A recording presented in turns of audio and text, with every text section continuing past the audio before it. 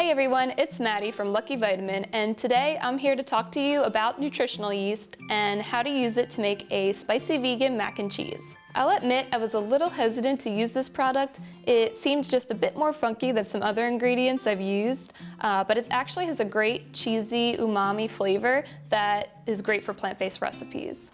1/4 cup of nutritional yeast typically contains about 8 grams of protein, 3 grams of fiber, and it's very rich in calcium and vitamin B12, which is great if you are following a plant-based diet, since calcium and vitamin B12 are typically found in animal products.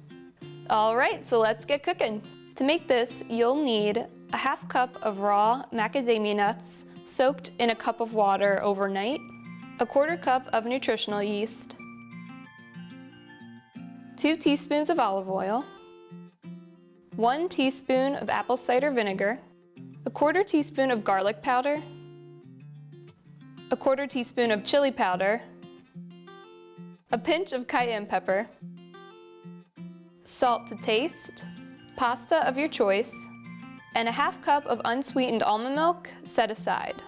So once you've added all of your ingredients to the blender, just add in half of that 1/2 cup of almond milk to get started, because you don't want the sauce to be too runny. So let's get blending.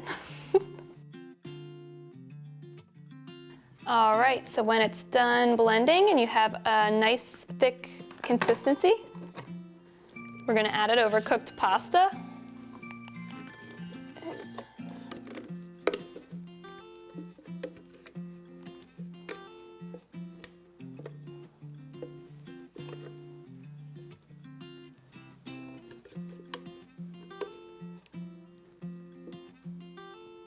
And that's how you make a vegan mac and cheese using nutritional yeast.